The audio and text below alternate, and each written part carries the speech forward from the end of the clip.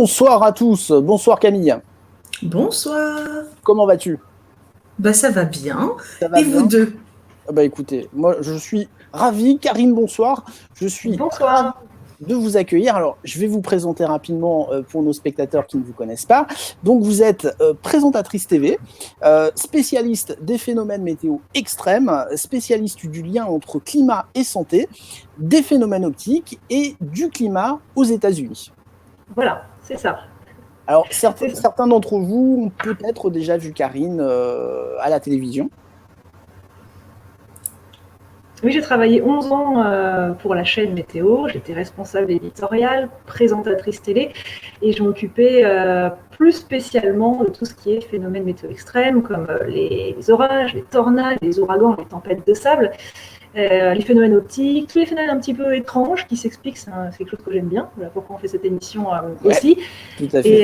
Et voilà, j'ai travaillé aussi pour le Figaro Notice sur les phénomènes de la mer, phénomènes parfois étonnants également qu'on peut rencontrer en mer. Et climat des USA aussi, parce que je suis vraiment passionnée par les États-Unis. J'ai fait une vingtaine de voyages aux USA. J'y vais 1 à 2 fois par an, tous les ans. Donc, comme c'est un pays avec un climat vraiment extrême de toutes parts, voilà, c'est pour ça que ça me passionne également. Alors justement, qu'est-ce qui vous a amené à vous spécialiser dans la météorologie et un peu plus dans la météorologie extrême en fait? Alors, depuis toute petite, j'ai toujours été passionnée par tout ce qui concerne la nature. Je suis une campagnarde, je vis dans un milieu rural, donc j'adore la nature, les animaux. J'ai toujours été intéressée par les sciences naturelles. Et j'ai toujours voulu travailler dans l'environnement ou les sciences naturelles. Et donc, c'est comme ça que j'ai atterri à la chaîne Météo. Je n'avais pas une grande expérience, j'étais déjà journaliste, mais pas vraiment dans ce milieu-là. Mais je m'intéressais déjà moi-même à tout ce qui est nature, météo. J'étais déjà assez fascinée par le climat américain, parce que j'adorais déjà les États-Unis, que je voyageais déjà là-bas. Donc, c'est peut-être par là que c'est venu aussi. Peut-être par ma passion aussi des grands espaces américains, avec la météo qui est vraiment extrême là-bas. Ouais. C'est comme ça vraiment que j'ai commencé à m'intéresser à tout ce qui est tornades, ouragans, etc. Et du coup, après, à la météo en général, puisqu'à la chaîne Météo, on traitait vraiment du monde entier. Oui, là c'est l'intérêt effectivement de pouvoir vraiment voir tous les types de climats qui impactent notre planète. Alors, j'ai une petite question, c'est une question facile on va dire, mais Karine, est-ce que le climat devient fou? Alors, difficile d'y répondre. Là, je ne suis pas non plus spécialiste du changement climatique. Ce que je peux vous donner, c'est la version de l'IPCC, qui est vraiment le groupe d'études intergouvernementales sur le changement climatique, qui, d'après ses travaux, nous annonce justement des phénomènes extrêmes plus violents, mais pas forcément plus fréquents qu'avant, par contre, mais plus intenses en tout cas. Notamment ce qu'on a eu dans le sud il y a quelques semaines dans le sud de la France. Voilà. Ce que j'allais dire, un épisode un épisode orageux. Alors peut-être qu'aussi l'urbanisation fait qu'un épisode nuageux violent se transforme en véritable catastrophe, comme on a pu le voir. On a quand même a priori des quantités de pluie bien plus intenses qu'avant, ça a priori c'est le cas.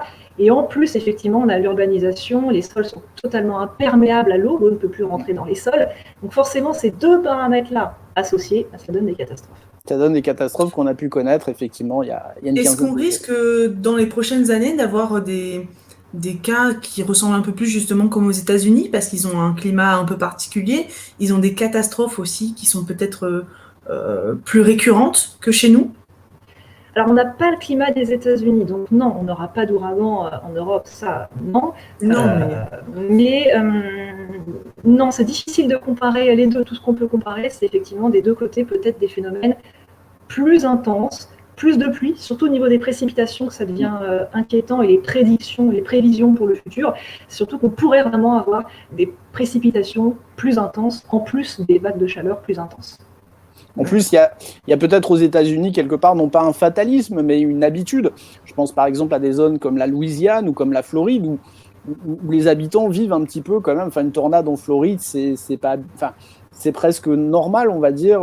Ils arrivent, ils achètent leurs planches et puis ils attendent que ça passe, quoi, en gros. Ouais, ils sont plus habitués au risque. Ils ont plus ce côté combattants où ils vont reconstruire tout de suite, même si même s'il y a un risque d'avoir une tornade la semaine d'après. Donc ils sont plus habitués, effectivement. Alors peut-être pour les orages et les tornades, pour les ouragans, je dirais que non, là-bas ça devient vraiment difficile. Les précipitations sont vraiment intenses, il y a des zones qui sont sans arrêt inondées. Là, je pourrais pas dire quand même qu'ils sont habitués, là c'est quand même très très difficile pour eux. C'est vrai que, enfin, on se souvient de certaines années en Louisiane qui ont été absolument catastrophiques. Je crois que c'était Jacksonville qui avait été totalement détruit, enfin vraiment des situations catastrophiques.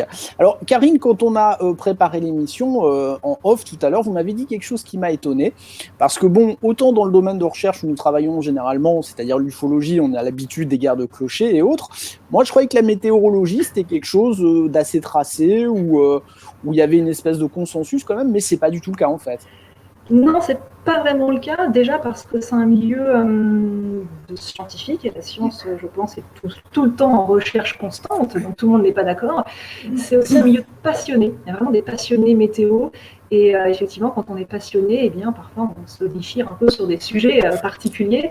Donc non, c'est pas un milieu de tout repos, les gens sont pas forcément d'accord, mais c'est ce qui rend aussi les choses passionnantes, c'est que c'est en recherche, on est encore en recherche, on ne sait pas tout sur la météo, on le voit, les prévisions météo ne sont pas forcément fiables, très fiables de 4-5 jours, c'est difficile. Donc non, on ne sait pas tout, et effectivement, chacun a son avis, et ça peut parfois mener à des discussions un peu houleuses. Un peu houleuse, mais c'est vrai qu'on s'y attend pas, c'est vrai qu'on s'imagine, c'est vrai que quand on regarde un bulletin météo, on s'imagine que c'est simple, qu'il y a une carte, qu'il y a des soleils, qu'il y a des nuages, mais derrière, c'est un... Non, mais... Je veux dire, c'est vrai, si on casse ça, la météo, c'est un peu léger, effectivement. Derrière, parfois, on a de très très grandes discussions avec les météorologues et des débats sur le temps d'une simple journée. Ouais. Non, mais faut bien vous rendre compte qu'un bulletin météo de 2 minutes, ça doit être un boulot quand même assez intense, parce qu'il faut préparer la carte, il faut préparer son texte, il faut savoir manipuler l'écran, parce que c'est vrai qu'à chaque fois qu'on voit quelqu'un qui essaie de faire cet écran vert, c'est quand même loin d'être facile. Donc c'est un exercice qui est quand même compliqué. Par contre, je constate, alors je sais pas si c'est une tendance que vous me confirmerez ou pas, mais je constate par exemple des présentateurs météo qui de plus en plus se mettent à basculer sur l'actualité ou sur un journalisme plus sociétal. Je vois ça par exemple sur BFM, où des présentateurs glissent petit à petit sur des présentations d'émissions un peu plus sociétales. Alors je dirais qu'il y a plusieurs types de présentateurs météo. Il y a des présentateurs journalistes à la base qui se mettent à la météo et suivent quand même des formations pour en parler, mais qui sont plutôt présentateurs ou journalistes à la base, pas forcément scientifiques ni météo. Alors moi, je suis un peu entre les deux. Moi, je suis vraiment entre les deux parce que je suis journaliste à la base. Ouais. En même temps, j'ai été bien spécialisée à la chaîne météo et j'ai fait des formations aussi météo, notamment celle que je suis en ce moment à l'université de Yale aux États-Unis, que je suis en ligne. Il y a une formation là qui va me donner un diplôme de spécialiste en phénomènes climatiques extrêmes et santé. Voilà, donc je suis un petit peu entre les deux. Et après, on a d'autres présentateurs qui, à la base, sont des météorologues, des scientifiques, qui eux, ne savent pas présenter et qui doivent apprendre à présenter parce qu'à la base, c'est des scientifiques. Donc voilà, on a plusieurs profils quand même dans les présentateurs météo. Ouais. Alors, quand vous disiez effectivement que vous vous spécialisez dans le secteur phénomènes météo extrêmes et phénomènes météo et santé, j'ai envie de dire, là, vous choisissez quand même des secteurs d'avenir. J'ai l'impression. Oui, je pense. Après, c'est un sujet que je traite depuis plusieurs années sur la chaîne météo. C'est vrai que le grand public n'est pas forcément au courant des conséquences de la météo qui joue sur absolument tout dans notre société, l'agriculture, tout, mais la santé aussi. Alors, quand on dit météo et santé, souvent certains pensent au bien-être, aux rayons du soleil qui donnent de la vitamine D, etc. Mais c'est pas seulement ça en fait, parce que les phénomènes météo qui sont extrêmes, comme les ouragans, les inondations, ont des impacts sur la santé très concrets, des impacts comme sur les épidémies. Sur les parasites, sur les tiques, la maladie de Lyme, sur le coronavirus. J'ai fait une vidéo sur Twitter récemment où le fait qu'on ait des ouragans aux États-Unis est un gros problème parce qu'on a des centres d'évacuation, les gens prennent plus de précautions, l'eau est souillée, les gens peuvent plus se laver les mains. Et du coup, la ville de New York notamment, elle s'inquiète de rebond du coronavirus, du Covid-19, à cause de possibles inondations ou d'ouragans. Ouais. Oui. Non, c'est vrai qu'on y... Voilà, c'est pas des liens qu'on fait automatiquement, mais alors on rappelle justement, Karine, que vous communiquez beaucoup sur Twitter. mais que là, justement, vous venez de créer votre chaîne YouTube depuis très peu de temps, depuis 15 jours, une semaine à peu près. Oui, même pas quelques jours. En fait, moi, je suis vraiment sur Twitter, sur ma page Karine Durand Pro, et je fais des vidéos régulièrement qui expliquent des phénomènes météo, des phénomènes liés à l'environnement, des petites explications de 2 minutes, très simples, que tout le monde peut comprendre, avec des illustrations. Et je les ai mis essentiellement sur Twitter, et finalement, je me suis dit que sur YouTube, c'était pas mal non plus. Donc je les ai mis seulement il y a quelques jours sur YouTube aussi. Je crois que je suis votre premier abonné, hein, en plus. Hein, ah, merci. Merci. Je suis le premier, voilà. Je m'en souviendrai. Donc, on met toutes les informations sur Karine en barre de description, et il y aura aussi les liens vers tout ce qu'on va montrer plus tard dans la vidéo. D'accord. Et pour tout savoir sur moi, mes vidéos, les articles, etc., j'ai mon site internet, karinedurand.com. Voilà, c'est tout simple, il y a tout dessus. Exactement, comme ça vous saurez tout sur Karine, effectivement. Alors, comme je le disais en introduction, on voulait profiter justement de l'expérience et du savoir de Karine, parce qu'on va quand même se le dire, en ufologie, il y a des cas. Alors, effectivement, on sait bien que les étoiles créent des méprises, que les satellites créent des méprises, que les avions, des choses comme ça. Mais les phénomènes météorologiques sont aussi source de méprise. Et donc, on a demandé à Karine, et elle a accepté vraiment tout de suite avec gentillesse, qu'on aborde justement ces phénomènes météo vraiment étonnants, parfois visuellement très, très magnifiques. Enfin, c'est ce qu'on disait avec Camille, hein, quand tu as préparé l'émission. Camille, tu ah oui, moi j'ai ouvert les liens, je faisais waouh, ah mais c'est incroyable, oh non, ça existe vraiment ça, oh là là, mais ça je comprends pas du tout. Alors, non, vraiment, il y a des choses qui sont dingues, qu'on ne pense pas que ça existe, et surtout on pense pas que c'est un phénomène naturel, alors que pour la plupart ça l'est. C'est ça qui est. Là, j'ai vraiment choisi des photos pour en mettre plein la vue. Vous allez voir des photos superbes, des photos, des vidéos absolument superbes, qui sont toutes absolument naturelles. Et c'est vrai que souvent les gens croient que soit c'est surnaturel pour certains phénomènes, soit que c'est créé ou influencé par l'homme, ou soit que ce sont des fakes, ou alors que les photos ont été retouchées. C'est vrai que parfois sur certaines photos, j'avoue, les chasseurs d'orage aiment bien forcer un petit peu les contrastes pour que ça rende mieux. Mais c'est tout. C'est vraiment dans l'ensemble, c'est vraiment. Voilà. C'est pas un trucage, et la plupart des phénomènes que j'ai choisis, et j'aurais pu en choisir beaucoup plus parce que la météo c'est vraiment extraordinaire tout ce qu'on peut voir dedans, mais j'en ai choisi pour la plupart, pas pour tous, mais pour la plupart qu'on peut voir chez nous en France, que moi j'ai vu pour la plupart. Donc si on prend le temps de regarder un petit peu le ciel, eh bien on peut voir des phénomènes extraordinaires. Ah ouais, il y a des choses folles, et vous allez voir. Alors, amis spectateurs, je vous demande un petit peu de comment dire, voilà, comme je vais un peu m'occuper de la technique ce soir, parce que Camille a une connexion un peu poussive, je vous prie de m'excuser d'avance s'il y a 2-3 petits ratés, voilà. C'est vrai que je suis moins bon que Camille à la technique, mais je vais essayer de faire le maximum pour que les temps de latence ne soient pas trop longs entre ce que va nous présenter Camille et la présentation à l'image. J'ai le plaisir de vivre à Valençol, mais par contre, Internet, c'est une catastrophe. On ne peut pas tout avoir, effectivement. Alors, par contre, pour les photos, Camille, donc tu vas pouvoir les présenter peut-être. Moi, les photos, c'est OK. Allez, c'est les vidéos où... Bon, d'ailleurs, je crois qu'on commence par une photo, Karine, avec un phénomène. Bon, alors qu'on connaît, mais qui est toujours visuellement super joli, je trouve. Ce sont les nuages. On va parler des nuages, là, plutôt. Les pardon ?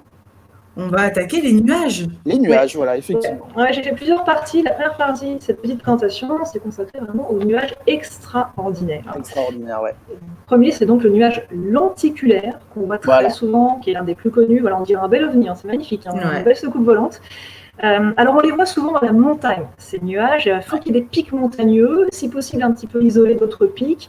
La présence de la mer, c'est pas mal non plus, ça donne un peu d'humidité, donc forcément c'est toujours bien pour les nuages. Et puis surtout, il faut du vent, mais du vent en altitude. C'est-à-dire que vous, si vous êtes en bas, il peut faire très beau, très calme, très sec, mais par contre, quand on voit ce nuage, ça veut dire qu'il y a beaucoup de vent en altitude, et en fait, le vent suit les versants des montagnes, ça fait une sorte de rebond, et c'est un nuage d'ondes qui se forme au-dessus des pics, parfois collé même sur le pic. Et en fait, c'est un nuage qui est statique, qui ne bouge pas, mais qui est toujours en mouvement, toujours en train de se façonner. Il se forme, il se façonne devant nous, en permanence, de manière très lente, mais il se façonne, donc il se déforme très vite. Aussi, il peut prendre plusieurs formes. Là, on voit une belle secoupe volante. Ça peut prendre la forme d'assiette en pied. Lorsque c'est très instable, on peut en avoir plusieurs l'un sur l'autre qui s'empilent. C'est magnifique. Ouais, tout à fait. Ils sont encore plus beaux lorsqu'on les voit en fin d'après-midi, au coucher du soleil, on a les lumières qui se reflètent dessus. Et là, c'est absolument magnifique. Ils se forment entre 2 et 7 km d'altitude. Mais en tout cas, il ne faut pas en avoir peur parce que ces nuages, ils ne font rien. Ils ne donnent même pas de pluie, absolument rien. Ils sont juste là pour le plaisir des yeux, en fait. Ce qui est fou, c'est ce côté solide qu'ils semblent avoir, hein, parce que c'est vrai, quand on voit ce nuage, on dirait presque qu'il y a une, qu'il y a une matière qui a. Ouais, c'est ça, ils sont plus denses, on dirait. C'est très compact, c'est du gaz, mais c'est très compact. Alors c'est vrai que quand on a la présence de la mer pas très loin, c'est le cas dans les Alpes-Maritimes, par exemple, près de Nice, on en voit parfois des très beaux. En Corse, on en voit des magnifiques, des nuages lenticulaires aussi, parce qu'on a tout, on a la montagne et la mer. Dans l'Hérault aussi, je ne sais pas si tu te souviens, Camille, on était revenu du 9e congrès d'OVNI Languedoc et on avait vu dans le ciel, justement, c'était magnifique. Ah oui. Il y avait toute une série de nuages lenticulaires. C'est vraiment le sud-est de la France. Sud-est de la France, on a la mer, on a la montagne, on a tout ce qu'il faut. On a du vent très fréquent aussi, du Mistral, de la Tramontane. Donc là, on a tout ce qu'il faut pour créer des nuages absolument magnifiques. On en voit sur tous les pays de la Méditerranée, en Croatie, on en voit en Italie, on en voit aux États-Unis aussi. Voilà. Alors, ce que je vous propose, parce que vous nous avez partagé aussi une petite vidéo YouTube où on en voit. Alors, je vous propose qu'on la partage. Je vous demande juste un petit instant. Hop. Est-ce qu'on la voit à l'écran ? Oui, on la voit. Allez, je lance la vidéo. Alors, voilà, on en voit plusieurs qui défilent. On en voit avec la lumière du soir dessus. C'est magnifique, hein. Là, on voit bien les couches de nuages. Voilà, plusieurs couches superposées. Ils s'empilent, en fait, comme des assiettes. Et là, c'est vraiment très instable. Là, alors, les plus beaux, en dehors du sud de la France, de la Corse, je dirais qu'on en voit des magnifiques sur le mont Rainier, aux États-Unis, dans l'État de Washington. Au Japon, le mont Fuji, on en voit des somptueux aussi. Voilà, c'est des zones où on a des photos souvent incroyables. Et voilà, souvent, ils se collent au massif montagneux comme ça. Et on voit que souvent, sur ces photos, justement, on a la montagne, on a la mer, des zones ventées, voilà. Là, un empilement, ça témoigne vraiment beaucoup d'instabilité, même si nous, en bas, on ne ressent rien, il n'y a pas de vent. Rassurez-vous, vous pourrez les regarder après l'émission, puisqu'on va on va vous fournir tous les liens dans la description de la vidéo, comme ça, vous pourrez les regarder tranquillement, mais c'est vraiment magnifique. Alors, je vous propose qu'on arrête le partage. Hop, voilà. Je suis revenu. Je suis désolé, hein, je tâtonne un peu, mais encore une fois...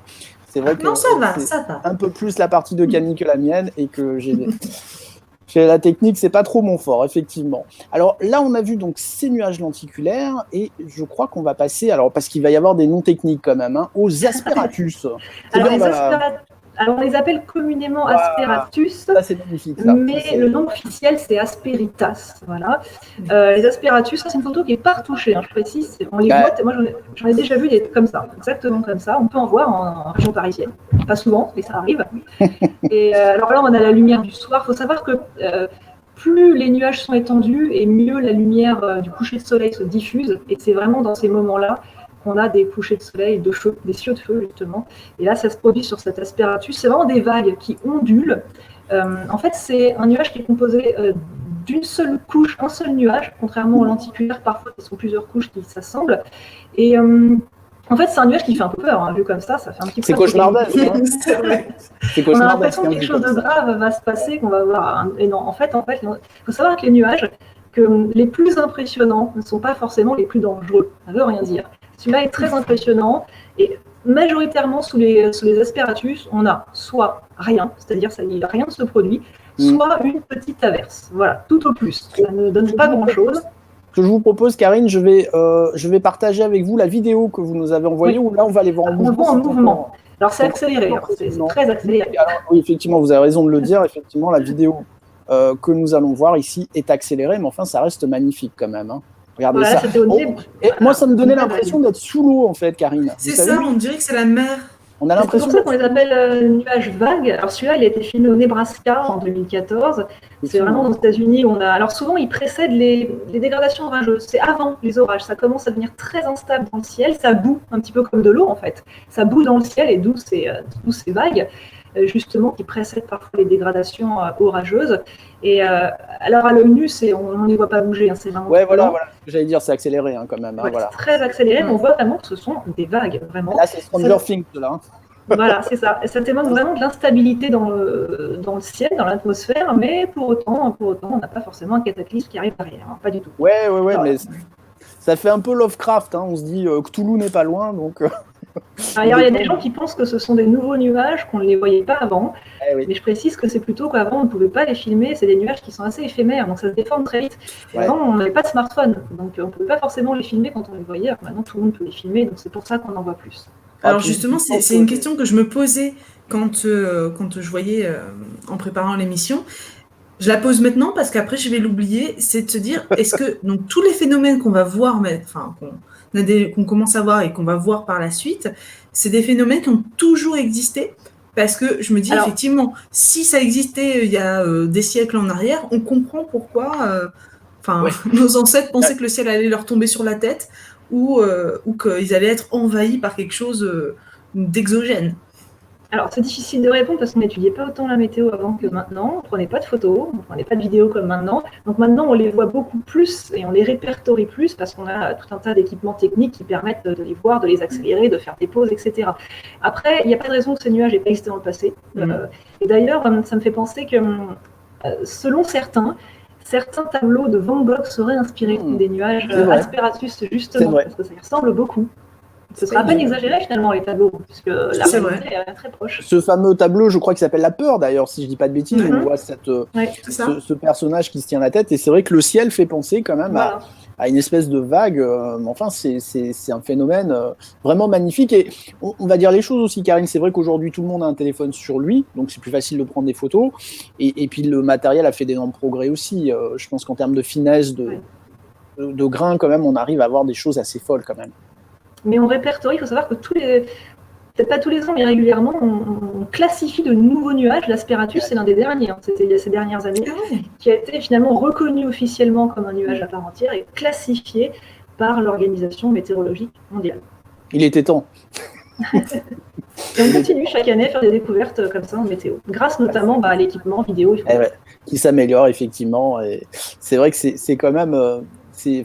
moi, je trouve ça enthousiasmant, de se dire qu'il y a encore plein de choses à découvrir, c'est quand même chouette, effectivement.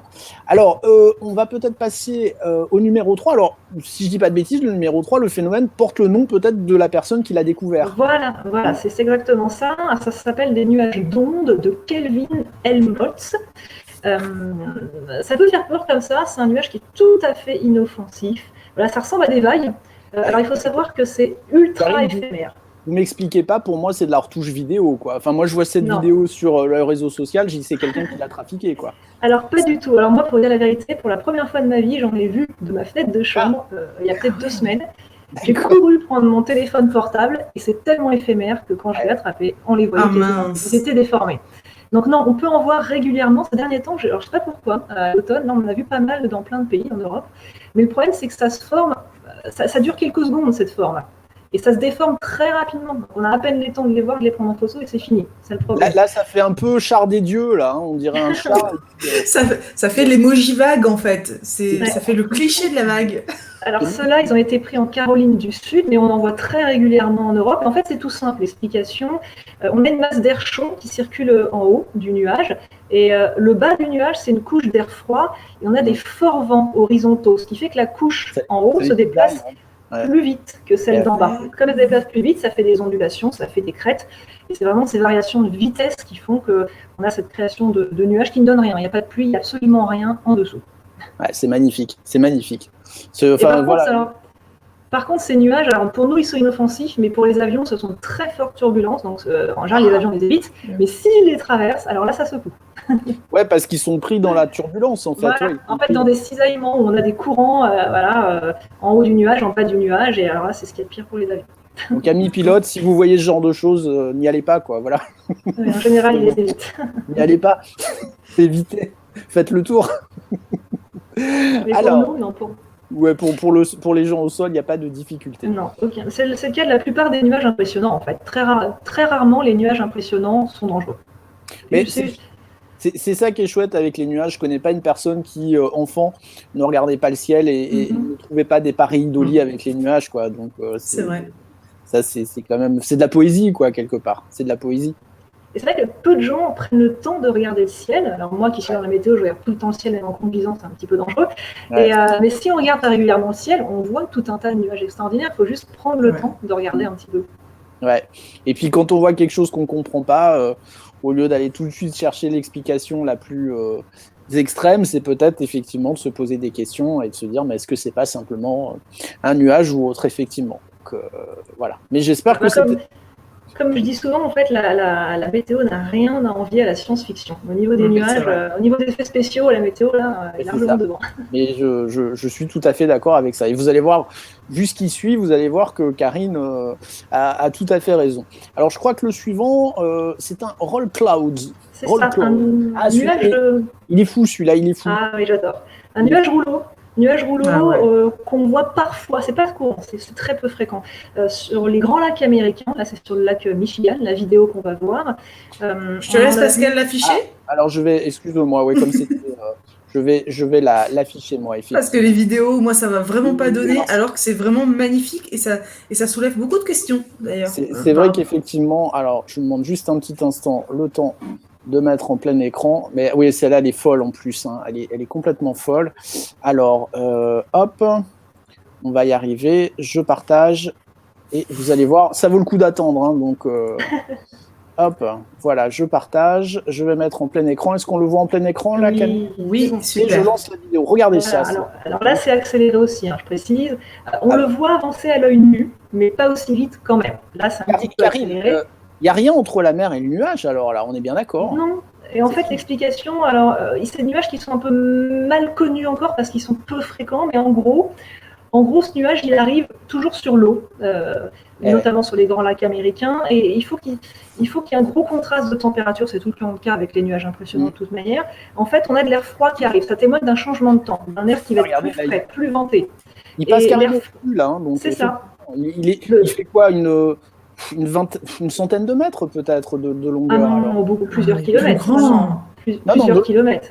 De longueur, on peut avoir de longueur, plusieurs dizaines de kilomètres, on peut avoir. D'accord. Et en fait, on a de l'air froid qui est en haut, qui descend, et on a la chaleur du lac, l'eau est un petit peu plus douce que l'air, qui s'élève. Et du coup, ça fait cette rotation justement du nuage, et ça fait ce mouvement de rouleau. Voilà. Et le nuage en lui-même, il donne rien, il donne pas de pluie, mais il témoigne vraiment d'un changement de temps, de l'arrivée d'un air plus froid, justement. Magnifique, hein. Encore une fois, je vous le dis, c'est incroyable. Vous pourrez regarder ces vidéos tranquillement, puisqu'encore une fois, vous aurez toutes les descriptions, mais c'est vrai que cette vidéo est particulièrement impressionnante, et enfin, moi je me dis qu'il vaut mieux connaître le phénomène, parce que je vois ça arriver, je me dis, je vais peut-être me prendre une tornade dans la tête quand même. Enfin, C'est ça. Alors, non, c'est pas ce genre de nuage-là qui va créer une tornade. Non. Là, on aura juste on va dire. On aura juste un temps plus frais, plus venté, plus humide, mais a priori rien de plus. Ouais, la nature fait bien les choses quand même, hein, quand on voit ces choses-là. Alors, on arrive donc maintenant au Sky Punch, c'est ça ? C'est ça, Sky Punch qui a plusieurs noms. On l'appelle Sky Punch, on l'appelle Punch Hole ou Fall Streak également. C'est très rare, mais on en voit parfois. Alors là, c'est une photo un peu particulière. Elle a été prise en Australie il y a quelques années. Elle a fait le tour du monde parce qu'on a plein de nuages en fait. On a ces nuages, ce voile nuageux qu'on voit tout autour de l'écran. On a le trou au milieu. Et au milieu de ce trou, on a des petits cirrus et en plus, on a une irisation. C'est la petite couleur de l'arc-en-ciel. En plus, pour la petite touche finale. Donc là, on a un peu tout. Mais alors, ces trous dans le ciel, on les voit parfois sur les images satellites. On voit plusieurs trous, c'est ça. Ça fait pas très longtemps qu'on sait les expliquer, en fait. Globalement, c'est une évaporation qui se produit à l'intérieur. Et en général, cette évaporation, eh bien, elle se produit avec le passage d'un avion. En fait, on a un avion qui passe dans ce nuage.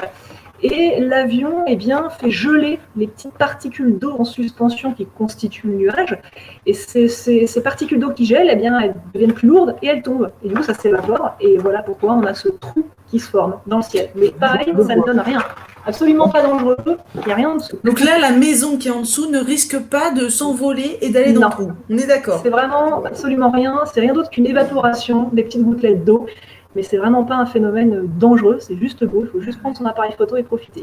Ouais, enfin moi j'aimerais m'assurer que la maison existe toujours, hein. Est-ce qu'on le sait? Vous dites ça Karine, mais on n'a pas la photo d'après, hein, donc... C'est pas quelques jours après si elle y est toujours. Les premières photos de ces nuages, on les a vues il n'y a pas très longtemps, hein, ça fait peut-être 5-6 ans, et à l'époque tout le monde a spéculé sur ce que ça pouvait être, et maintenant on l'explique à peu près bien, voilà, c'est juste de l'évaporation. C'est vrai qu'on dirait une grosse empreinte de pied d'un géant qui passerait, qui passerait par là. Donc, et en plus, il y a un arc-en-ciel. Non, mais c'est fou, c'est magnifique. Enfin, moi, je trouve ça super poétique, quoi. Hein. Enfin, une fois qu'on sait ce que c'est et que c'est pas dangereux, c'est toujours pareil. Une fois qu'on sait que c'est gentil, c'est On toujours. a vu en Europe et en France, il y a peut-être 2-3 ans, il y a eu quelques photos. Je crois que c'était au Massif Central, il me semble. Bah écoutez, moi, on a partagé une photo comme ça, effectivement, mais beaucoup plus petite. Hein. Il y avait, je crois, un journal local ou autre qui avait partagé une photo de ce style-là, mais pas aussi grosse, parce que là, quand même, la taille du trou doit être énorme, là, quand même, je pense. Je pense que c'est plusieurs kilomètres, là. Ouais, je pense aussi. Ouais. Hein, je pense aussi, effectivement. Donc ça, on a dit, c'était donc un Sky Punch, hein, c'est ça? C'est ça. Voilà, c'est ça. Ouais, le coup de poing dans le ciel. Enfin, on appelle ça un trou dans le ciel en français. On n'a pas trouvé mieux pour le moment. Ouais, là, on pourrait peut-être trou dans le ciel, c'est pas top, quoi. Je pense qu'il faudrait quand même chercher quelque chose peut-être d'un petit peu plus fun, on va dire. Alors, sur le prochain, parce qu'en même temps, amis spectateurs, je réfléchis, voir si je dois pas appuyer sur des boutons moi. Là, tu dois appuyer. Voilà. Et là, c'est le cas qu'on va attaquer la supercellule. Alors, ce qu'on va faire, je vais vous demander un petit instant. Alors, la supercellule, ça bouge. Hop. Est-ce que vous le voyez à l'écran? Je vous en plein écran et je lance la vidéo. Alors là, ce qu'on voit, en fait, c'est tout simple. C'est un nuage d'orage dans sa globalité, mais le problème, c'est qu'on ne les voit pas souvent en globalité parce qu'on a souvent des maisons, des villes devant. Et là, c'est un type particulier d'orage qu'on appelle la supercellule. Ce sont les orages les plus violents, les plus puissants, avec l'énergie la plus importante à l'intérieur. Alors, la plupart de ces supercellules, elles sont filmées, photographiées aux États-Unis, dans les grandes plaines, mais on peut en avoir en France. On en a en France tous les ans, les supercellules, hein, au cours de l'été. Moi, je vois là, la c'est accéléré. Hein. Oui, voilà, c'est ce que j'allais dire, c'est accéléré. Là, c'est accéléré. Alors, c'est accéléré, mais je précise que ça tourne, et on le voit à l'œil nu tourner. Très bien, aussi. Hein. Alors, peut-être pas autant que là. Ça fait un anneau autour, en fait. Voilà. Et en fait, ces supercellules se caractérisent vraiment par cette rotation qui est très impressionnante. Alors bien sûr, pour voir un nuage comme ça, dans sa totalité, comme on le voit là, il faut être très loin. En général, il faut être au moins à 50 km du nuage avant pour pouvoir le voir. Parce que ça peut faire jusqu'à 100 km de longueur, de diamètre, un nuage comme ça. Donc, et c'est bien quand il y a des nuages, c'est pas du tout quand il y a des éclairs derrière, c'est pas du tout flippant, quoi. Alors ça, c'est dangereux. Ça, c'est vraiment le nuage dont il faut se méfier. Une supercellule, c'est un orage ultra violent qui arrive. Là, on voit en dessous, je ne sais pas si vous voyez, on voit le rideau de pluie. C'est la pluie qu'on voit au centre qui tombe. On a soit de la pluie très violente sous ces supercellules, soit de la grêle très violente et des grêlons qui peuvent être énormes, des grêlons géants. Quand ça arrive, on a également du vent violent qui se soulève d'un coup jusqu'à 100-120 km à l'heure. La supercellule, c'est vraiment tous aux abris. Hein. C'est vraiment un nuage dangereux, destructeur qui arrive. Ouais, effectivement. D'ailleurs, la supercellule, avec cette... juste un petit fait amusant sur les supercellules, c'est qu'on les appelle dans le langage courant Mothership, vaisseau mère. Voilà. C'est ça. C'est Independence Day, effectivement. Exactement. Alors, on va en profiter, on va faire un petit clin d'œil à notre ami Jocelyn qui a sorti son nouveau livre. Alors lui, les Sentinelles de Pangea, lui, il pousse le vice parce que dans l'île de Pangea, il y a des pluies qui sont acides, donc les nuages se forment en quelques minutes et la pluie qui tombe vous ronge la peau, donc si vous prenez la pluie dessus, vous êtes mort carbonisé. Donc voilà, Jocelyn, si tu regardes cette émission, tu vois, même sans pluie acide, on a quand même des phénomènes qui sont quand même assez flippants, sans en rajouter, effectivement. Alors les supercellules, on en a tous les étés en France, par des dégradations orageuses, on en a, et c'est d'ailleurs sous ces supercellules que parfois on a des précipitations diluviennes et qu'on a des inondations, de la grêle, etc. Et parfois... Elles se forment en combien de temps? Est-ce qu'on peut les anticiper ou ça se forme très soudainement? Alors, c'est dur. Les orages, c'est vraiment très dur à prévoir. On prévoit toujours qu'il y a un risque orageux sur une zone donnée.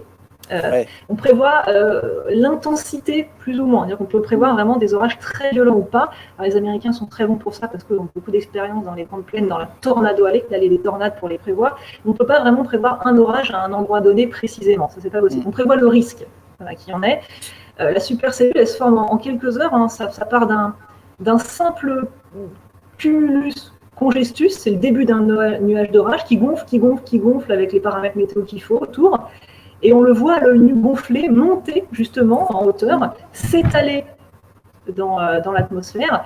Et après, eh bien, ça peut prendre un mouvement de rotation. Et là, c'est une supercellule qui se met en place. Et voilà. Ouais, donc quelque part... Ça peut muter en tornade? Alors, c'est en fait, complètement différent? alors non, c'est pas complètement différent. La tornade, c'est une excroissance de cette supercellule. C'est-à-dire qu'on a la supercellule qui est l'orage. La tornade se forme en dessous, à la base du nuage d'orage. Pour une tornade, il faut qu'il y ait un nuage d'orage. Et selon certaines conditions qui sont remplies ou pas, on a une petite excroissance qui se forme en bas de cette supercellule, qui commence à rentrer en rotation, à descendre, à descendre, à descendre. C'est un tuba. Et lorsque le tuba touche le sol, eh bien là, c'est une tornade. On peut prévoir le risque de tornade, mais on ne peut pas le prévoir à coup sûr non plus. Mais en fait, Karine, à vous écouter, ce que je disais tout à l'heure, en fait, les nuages, c'est comme les champignons, quoi. Il suffit juste de les connaître, quoi. C'est ça, mais c'est dommage qu'on n'apprenne pas à les reconnaître à l'école, d'ailleurs. Très dommage. Ouais, bah écoutez, quand je vois ça, effectivement. Oui, Camille, c'est comme les champignons, tous les champignons ne sont pas bons à manger.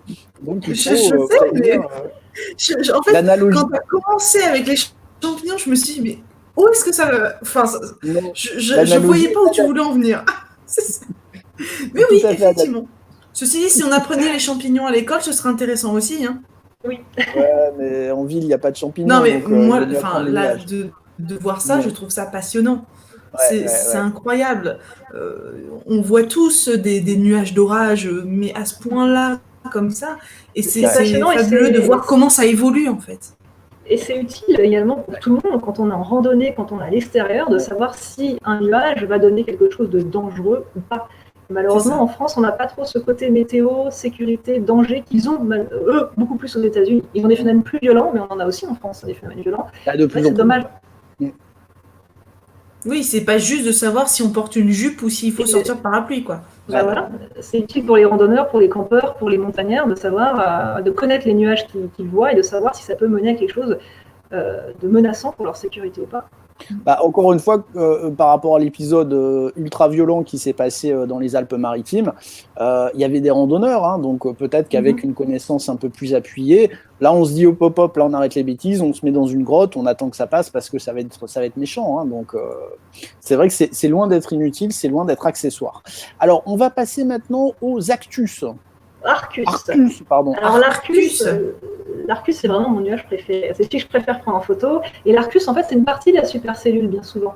Vous avez vu la supercellule en totalité. Là, on voit le bas de la supercellule, le bas du nuage d'orage. Et c'est ça l'Arcus, c'est ce nuage rouleau aussi, mais qui est très impressionnant. C'est une bande qui s'étale sur des dizaines de kilomètres, qui roule sur elle-même aussi, et les bords sont plus ou moins effilochés de cet Arcus. C'est très sombre, très menaçant. On en voit en France tous les étés et à l'automne, tous les ans. Hein. Tout le monde peut en voir des Arcus. Il a une sale tête celui-là quand même. Hein. C'est menaçant. En général, alors ça est très effiloché, il est en train qui s'écroule sur le sol. L'Arcus, pareil, hein, c'est comme c'est la base, c'est le bas de la supercellule bien souvent. Ça annonce vraiment quelque chose de violent qui va arriver. Là aussi, il faut mieux se planquer. Sous l'Arcus, on a du vent qui va soulever très brutalement jusqu'à 100 km/h à son arrivée. On a des précipitations ultra intenses qui vont tomber. On peut avoir de la grêle également. Ça arrive très vite, ça avance à 70 km à l'heure, Marcus. Donc on le voit avancer à l'œil nu comme un rouleau compresseur qui arrive sur nous. On le voit très bien. On dirait une cascade d'eau, en fait. Il est très effiloché, celui-là. C'est peu courant, mais on le voit très bien arriver vers nous. En général, si on est chez soi, qu'on a un sèche-cheveux, qu'on utilise un équipement électrique et qu'un Arcus arrive, ça va commencer à donner des petits problèmes électriques. Et on peut avoir des grêlons. On a eu un Arcus qui était ultra impressionnant en Île-de-France, pour ceux qui habitent en Île-de-France, le 8 juin 2014, qui était vraiment digne de ceux qu'on voit là, et qui avait donné des grêlons de 10 cm qui avaient tout pulvérisé ce jour-là. Oui, mais c'est sûr que voir une chute d'eau comme ça arriver sur soi à 70 km/h, ça donne vraiment l'impression d'un rouleau qui va nous dévorer, qui avance vers nous à grande vitesse. Le ciel devient noir, ça peut diminuer la visibilité à 85% en quelques secondes lorsque ça arrive. Donc c'est impressionnant, mais on en a beaucoup dans le sud de la France, on en a partout, des Arcus, on en a tous les étés. Est-ce que du coup il y a un bruit? Alors le bruit, ce sera le bruit de l'orage, le bruit de la foudre qu'on entendra, c'est tout. Et le bruit du vent, voilà ce qu'on entendra. Oui, parce que, encore une fois, rappelez-vous que souvent, lorsqu'on a des témoignages de phénomènes aériens non identifiés, il y a un critère qui est souvent nommé, c'est l'absence de bruit. Donc effectivement, un nuage, techniquement, ça ne fait pas de bruit, sauf s'il est accompagné d'un orage, effectivement. Mais c'est ce qu'il crée qui produit du bruit, c'est-à-dire c'est le bruit du vent, le bruit de la foudre, du tonnerre. le bruit de la grêle. Enfin, le nuage en lui-même, non, ne fait pas de bruit. C'est plutôt les éléments, les phénomènes qu'il crée qui font du bruit. C'est de savoir en fait à quelle distance. Est-ce que du coup là l'orage en fait se situe en front ou est-ce que, alors par exemple sur l'image, je sais pas si on voit ma souris, mais est-ce que ça va se situer à ce niveau-là ou effectivement c'est beaucoup plus dans le fond et on peut avoir un décalage du son? Je sais pas si c'est cohérent ce que je dis. Non, mais je te propose, Camille, la prochaine fois, tu vas voir toi-même. Hein. Alors, de toute manière, le tonnerre, on l'entend à plusieurs kilomètres. Hein. On l'entend de loin. Le vent, également, on commence à l'entendre. Mais après, l'Arcus arrive très vite. Quand on le voit, là, sur la photo, comme il avance à 70 km à l'heure, il arrive très très vite sur nous, de toute manière. Et, là, il vaut mieux être dans une maison que dans un champ en train de pique-niquer, je pense, quand même. Là, il faut se mettre à l'abri immédiatement. Alors, c'est vrai que parfois, c'est le cas en Ile-de-France, là j'habite aussi, on a des Arcus squelettes, je dirais, qui sont des Arcus morts, qui n'ont plus d'énergie et qui se baladent, qui finissent leur course comme ça, qui peuvent être très impressionnants, mais en fait, ils sont quelque part, entre guillemets, morts à l'intérieur d'eux, ils n'ont plus d'énergie, et du coup, ils ne donnent plus rien. Ils se baladent, ils finissent leur course, mais ils ne donnent plus grand-chose. Ça arrive souvent là où j'habite. Bon, enfin, dans le doute... Donc, ils sont en fin de course, en fait. Voilà, en fin de vie. Ils ont déjà donné leur précipitation ailleurs, et quand ils arrivent sur une zone un peu plus loin, ils ont plus d'énergie. Donc ils sont en fin de vie. Mais ils sont toujours là, ils sont toujours impressionnants. À Valençol, on a des orages un petit peu comme ça, où en fait, il arrive régulièrement. Alors pour ceux qui ne connaissent pas Valençol, c'est un plateau. C'est un plateau. Et il y a toutes les montagnes qui sont autour, et souvent les orages se retrouvent coincés. Donc en fait, ils tournent en boucle, et à la fin, ils continuent à tourner, mais il n'y a plus rien. En fait. Oui. L'orage, c'est un phénomène qui se déplace, qui peut se déplacer sur plusieurs centaines de kilomètres, donc il peut être très violent sur une zone, perdre toute son énergie, et puis finir sa course sur une autre zone, mais en ne donnant plus grand-chose. D'accord. Ouais. Bon, Arcus, n'essayez pas de savoir s'il est mort ou pas, à la rigueur. Planquez-vous. Si vous êtes en extérieur, en balade, en randonnée ou sur la mer, alors là, l'Arcus... sur la mer, ça doit être encore plus, effectivement. Quoi. Ouais, effectivement. Alors là, on passe à un nuage qui a un nom rigolo, je trouve, c'est le Mammatus. Le Mammatus. Alors là, c'est une autre partie du nuage d'orage qu'on a vu. En fait, il faut savoir que sur un nuage d'orage, on a l'Arcus en bas et on a le Mammatus, parfois. C'est à l'arrière, c'est derrière le nuage. Et souvent, les Mammatus, on les voit soit quand l'orage est déjà passé, soit quand l'orage est passé à côté. Donc en fait, le Mammatus, ça annonce qu'il ne va plus se passer grand-chose. Ça annonce que c'est fini, que c'est passé à côté. Mammatus, le nom vient de mamelle, puisque ça ressemble à des mamelles, ces petites protubérances, justement. D'accord, ouais. Voilà. Ce sont des poches d'air, tout simplement. C'est de l'instabilité liée au courant ascendant et descendant. Des poches d'air qui font chacune ces petites poches entre 1 et 2 km, quand même. C'est assez grand. Ouais, d'accord. Et au final, ils sont souvent très beaux, comme sur cette photo. Pareil, quand la lumière du coucher de soleil tape dessus, ça les rend encore plus magnifiques. C'est vrai que le coucher de soleil magnifie le ciel et les nuages, effectivement, ouais. Alors, on en voit des très beaux aussi aux États-Unis, en Amérique du Sud, mais on en voit en France aussi très très régulièrement. Encore récemment, il y en a eu. Il faut juste prendre le temps de regarder le ciel encore une fois. Et c'est pareil, ça se déforme très vite, ça passe, donc ça passe très vite. Donc, il ne faut pas les rater. Voilà. Magnifique, magnifique. Et je crois qu'on arrive donc au dernier nuage extraordinaire que vous avez sélectionné. Donc, c'est la tornade Lasso. La tornade Lasso. Alors, la tornade, comme j'ai dit, c'est une excroissance qui se produit à la base du nuage d'orage. Je vais vous le partager. Je vous demande juste un petit instant. Hop. Et je lance. Est-ce qu'on le voit? Voilà, oui. On la voit. Ah oui, d'accord. Et oui, en fait, d'accord, oui. Ouf. Dans les tornades, on peut avoir plein de formes différentes. On a les tornades wedge qui sont très très larges, et là c'est la tornade la plus fine, la tornade lasso, rope tornado en anglais.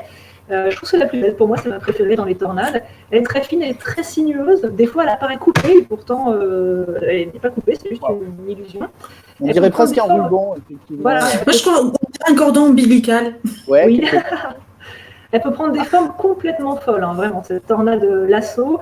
On en voit souvent aux USA. En France, je ne suis pas sûre qu'on en ait déjà aperçu. Faut savoir que... C'est rare. Alors, sur Martigues, on a eu dernièrement, une mini tornade. Mais là, elle fait combien de diamètre, celle-là? On le sait ou pas? Ce serait difficile à dire. Elle n'est pas très... je dirais... peut-être moins de 100 mètres. Alors, juste une petite info, les météorologues n'aiment pas trop le terme de mini-tornade. Ouais, Est-ce que ça ça reste existe une vraiment? tornade. On a une tornade, on n'en a pas, voilà. Ouais, c'est ce que j'allais dire. Ouais. En France, on a environ 40 à 50 tornades par an, répertoriées. On n'est pas sûr de tous les répertorier. Voilà. Aux États-Unis, on en a environ 1000 par an. Donc c'est autre chose. Et ces tornades d'assaut, en fait, alors souvent elles sont faibles au niveau de l'intensité. Bon, c'est quand même des tornades, ça peut quand même faire des destructions. Souvent elles sont faibles, mais en fait, avec les tornades, eh bien, la taille de la tornade, elle n'est pas tout le temps synonyme de puissance. Donc en fait, on a des tornades d'assaut qui, parfois, les vents sont très concentrés à l'intérieur et finalement peuvent faire aussi pas mal de dégâts. Donc il faut aussi, évidemment, s'en méfier. Oui, on est d'accord. On se méfier quand il y a du vent comme ça, quoi, effectivement. Est-ce que du coup, on peut expliquer pourquoi il y a des coudes, elle est un peu pliée à certains endroits? Alors non, là c'est un sujet, on ne peut pas vraiment déjà prévoir les formes des tornades, c'est un peu la surprise à chaque fois. L'expliquer, moi personnellement je ne saurais pas l'expliquer. Pourquoi certaines sont beaucoup plus larges que d'autres. Non, là c'est vraiment un sujet encore hyper complexe, les formes des tornades. En général, plus elles sont larges, plus elles sont puissantes et dévastatrices, en général. Mais ce n'est pas toujours le cas. On a des tornades très larges qui finalement ne sont pas très puissantes, donc ça dépend pas forcément de la puissance de l'orage. Ouais, effectivement. Alors maintenant, on va passer. Alors moi, cette image, elle m'amuse beaucoup. Mais on va passer au phénomène lié au froid et on va passer plus précisément au pancake de glace. Alors moi, elle me fait beaucoup sourire cette vidéo parce qu'on dirait vraiment, je vais vous la présenter, on dirait vraiment des beignets dans de l'huile, quoi. Hein, ça fait même des bulles. Moi, je trouve que ça fait les chips chinoises là. Ah, ouais, c'est vrai. Ça. Alors voilà. Alors, c'est aux États-Unis, je pense, ou peut-être au Canada. C'est aux États-Unis, les pancakes de glace, on appelle ça de la glace en crêpe aussi. On en a vu, alors ça c'est sur les grands lacs américains, il me semble, mais on en a vu en Écosse aussi, dans les zones froides. On en voit très rarement, c'est vraiment très rarement filmé. Ça fait entre 30 cm et 1 mètre de diamètre. Et alors, chaque cercle quand même? Oui, 30 cm. Ça peut faire jusqu'à 1 mètre. Hein, ouais. C'est assez épais. C'est mal connu la formation, mais a priori, ça serait de la mousse de l'eau qui gèlerait la nuit, qui fondrait en journée, qui s'entrechoquerait avec les courants, qui regèlerait la nuit et qui finirait avec, en s'entrechoquant par donner ces pancakes. Voilà. Mais j'imagine quelqu'un qui ne connaît pas ce phénomène, qui voit comme ça sur la rivière ces espèces de pizzas flottantes, qui doit se dire mais qu'est-ce que c'est que ce truc, quoi. Alors, à ma connaissance, on n'en a jamais vu en France. Moi, j'en ai jamais vu de vidéo qui n'est de France. Donc, effectivement, c'est sûr que... Non, mais c'est vrai que ça fait très Amérique du Nord, Canada, effectivement. Alors, on a aussi beaucoup de phénomènes filmés aux États-Unis parce que les gens là-bas filment beaucoup. Donc, on a peut-être beaucoup de phénomènes intéressants en Russie ou en Afrique, sauf qu'on a beaucoup moins de gens pour les filmer. C'est ça le problème. Ouais, et les pancakes de glace, à mon avis, ils en ont peut-être un petit peu moins. Un petit peu moins. Alors, tout dépend, sans sirop d'érable, c'est peut-être pas terrible, c'est pour ça. Ouais, c'est pour ça. Alors, là, le prochain, celui-là, il est intéressant parce que ça, c'est le genre de choses qu'on voit parfois partagées dans des tabloïds ou dans des journaux un petit peu sketch. Alors, je vais vous le partager, puisque là, on n'est plus sur du pancakes, là, on est sur de la paella géante quand même. Alors, attendez. Sur la grande version du pancake. Là, c'est la version familiale, effectivement. Que je vous dise pas de bêtises, il est là, hop. Alors, est-ce que la vidéo est lancée? Oui, peut-être. Oui, voilà, elle est lancée. Parce que... Alors là, on a un diamètre, il fait quoi? Il fait plusieurs centaines de mètres. Alors, celui-là, je crois qu'il fait 90 mètres, au Maine, aux USA. Ouais. Alors, en général, c'est entre 10 et 30 mètres de diamètre. C'est très rare. On en voit rarement, mais on en voit un tous les 2-3 ans. C'est un disque de glace ou un cercle de glace. C'est tout à fait naturel. Hein, je précise, c'est pas créé par l'homme du tout, même si les hommes sont obligés parfois à en recréer eux-mêmes. Mais celui-là est naturel. On en voit dans les régions polaires, les États-Unis, la Russie notamment. Alors, en fait, l'explication est assez simple.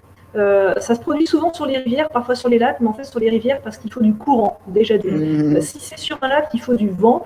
Et on a un amas de glace qui s'agglutine, qui se cogne sur les méandres, les bords de la rivière. Et en fait, il faut savoir que le courant qui arrive cisaille ce disque et surtout, ce qui joue beaucoup, c'est que les bords de la rivière sont toujours plus froids que le courant qui est plus doux. Le courant est toujours plus doux lorsqu'il arrive. Donc ce courant plus doux fait fondre les bords du disque qui restent coincés sur un côté. Et avec le courant, eh bien, ça cisaille, ça façonne ce disque qui tourne. Alors, je ne sais pas si on le voit tourner là, mais il tourne très, très, très doucement, mais il tourne. Et ce disque peut durer comme ça plusieurs semaines et rester là. Voilà. Karine, je suis pas persuadé. Pour moi, c'est une soucoupe volante. Qui s'est craché dans l'eau, c'est ça. Ah, vos explications ne me convainquent pas. Non, mais c'est vrai que là, je sais pas si on le voit bien sur la vidéo, mais il y aura le lien en description. On voit très bien que ça tourne. Regardez, j'ai vu un petit bonhomme en sortir là. Non. Non, mais ça c'est magnifique parce que ça on le voit de temps en temps et on nous vend ça comme enfin c'est quelque chose d'exceptionnel de toute façon, mais Oui, c'est rare. ça n'a rien d'exogène et c'est tout à fait naturel, mais ça reste magnifique effectivement. On va se réchauffer avec un peu de chaleur maintenant. Ça donne froid tout ça. Et les amis, je suis en transpiration parce qu'en même temps qu'on parle, je dois regarder si je dois appuyer moi sur les boutons ou pas. Vous allez mieux comprendre pourquoi dans les vidéos généralement je parle pas beaucoup. En fait, c'est parce que je regarde partout. Je vais me coucher après, je suis épuisé là. Alors attendez. C'est pour ça que moi maintenant j'ai le temps de faire un peu les transitions en disant on va passer du froid au chaud maintenant. Et alors là dans les vagues de chaud, il y a des choses aussi incroyables. Moi qui m'ont scotché. On a beaucoup de phénomènes liés à la chaleur. Des phénomènes, alors beaucoup sont filmés aux États-Unis dans le désert américain, mais aussi dans les régions du Sahara. On va commencer avec l'un de mes préférés, c'est Dust Devil. J'aime bien le nom déjà, ça fait bien quoi. Alors, diable de poussière, en fait pourquoi? Parce que c'est les Indiens d'Amérique qui ont donné ce nom, parce qu'eux croyaient à des esprits ou une manifestation du mal en voyant ça. Ça en même temps. J'imagine que quand vous avez un machin comme ça qui arrive dans votre campement, le gigot de bison, il est un petit peu foutu là. Hein. Alors, je précise que c'est pas une tornade. Hein. On les confond avec les tornades. Les tornades, ça se produit sous un orage. Là, vous voyez qu'il n'y a pas d'orage. Le ciel est bleu. C'est uniquement lié à de la chaleur. Ça se produit au printemps ou à l'été dans les régions sableuses. Donc l'Arizona ou encore le Sahara. Et en fait, on a de l'air instable quand même, des courants. On a beaucoup de chaleur, un terrain très très sec. Et vous savez que l'air chaud monte. Avec l'instabilité, eh bien, ça tourbillonne, ça fait monter le sable. Et donc, ça donne ce tourbillon de poussière. On peut en voir en France, alors pas aussi impressionnant. On en voit tous les étés quasiment. On en voit principalement sur les champs moissonnés, qui ressemblent aux régions désertiques pour le coup. Et donc, on a des tourbillons de poussière, pas aussi grands que celui-là, hein, mais quand même, qui se produisent tous les ans. J'en ai vu un comme ça à Roland-Garros quand Nadal avait sorti un Mace et ça a créé un toast ça va. Non, j'aime bien cette couleur ocre. Tu l'as préparée celle-là. Celui-là est magnifique. Ça peut être tout petit, ça peut faire quelques mètres, comme ça peut faire plusieurs dizaines de mètres. Et il faut savoir un fait intéressant, c'est que certains sont tellement puissants, c'est rare, mais comme celui-ci est très puissant, qu'en fait ils produisent des décharges électriques parce que les particules de poussière s'entrechoquent. Ah bah en plus, si en plus vous prenez de la poussière et en plus vous prenez un choc électrique. Impeccable. Alors la plupart font pas de dégâts et en fait c'est très sensible, c'est-à-dire que dès que ça va arriver sur un obstacle, une maison, un arbre ou une ville, eh bien ça va tout de suite se désintégrer. Donc c'est très rare que ça produise des dégâts. Ouais, mais ça se désintègre, ça veut dire que si par exemple ça cogne entre guillemets une maison, si ça s'arrête, le sable s'écroule d'un coup. Oui, c'est ça se désintègre. On peut le voir sur certaines vidéos, en quelques secondes, pouf, ça tombe. Mais du coup, ça fait quand même des dégâts parce qu'il doit y avoir quand même une sacrée quantité de sable. Alors, ça ne va pas faire des dégâts sur des habitations a priori, plutôt sur des branches, sur des chaises qui vont voler. Ça peut soulever des tentes lorsqu'il y a des campeurs, mais voilà. Mais par contre, non, mais je veux dire quand ça retombe. Parce que le poids de tout le sable... Ça retombe assez légèrement. Ça s'affaiblit en quelques secondes et puis ça retombe assez doucement en général. C'est pas en une seconde non plus. Ouais, comme ça soulève. Moi, dans ma tête, ça s'arrête et puis je pouf. Non, on a le tourbillon qui s'affaiblit, qui diminue et qui tombe légèrement. Mais il y a un fait qui est marrant entre guillemets, c'est que ces tourbillons de poussière, parfois, eh bien, peuvent créer ce qu'on appelle, entre guillemets, des pluies d'animaux ou de végétaux. Vous savez, on a déjà entendu parler de ça, des gens qui retrouvent parfois des grenouilles par centaines, des chauves-souris. Eh bien, parfois, ça peut emporter soit ces Dust Devils, soit les trombes marines qui sont des tornades dans l'eau. Ça peut emporter eh bien, des êtres vivants, soit des plantes, soit des animaux. Et par exemple, en Australie, en 2011, on avait eu 10 000 chauves-souris qui étaient retombées comme ça sur le sol. Et a priori, ce serait lié à un Dust Devil qui aurait emporté un essaim de chauve-souris. Eh ouais. On entend parfois des histoires aussi de plongeurs qui se font embarquer. Alors après, est-ce que c'est vrai? Est-ce que c'est des légendes urbaines? Alors les trombes marines, qui sont l'équivalent des tornades, mais sur l'eau, donc une trombe qui se crée sous un orage, peuvent emporter des poissons. Et il y a eu quelques années, on a eu un requin vivant qui a été déposée sur un terrain de golf aux États-Unis. Et c'était une trombe marine, un peu comme dans le film Sharknado. Ouais. Et le requin était vivant, ils ont réussi à l'attraper et le remettre à la mer. Ah bah ouais. Là, vous jouez au golf, vous vous retrouvez avec un requin, c'est un sacré handicap. Là, C'est incroyable le truc. S'il mange la balle, eh ben, il faut se débrouiller avec, effectivement. Alors, le prochain est fou parce que le prochain qu'on va vous partager, on a l'impression d'être dans le Seigneur des Anneaux, là. Alors, je vais vous le dire tout de suite.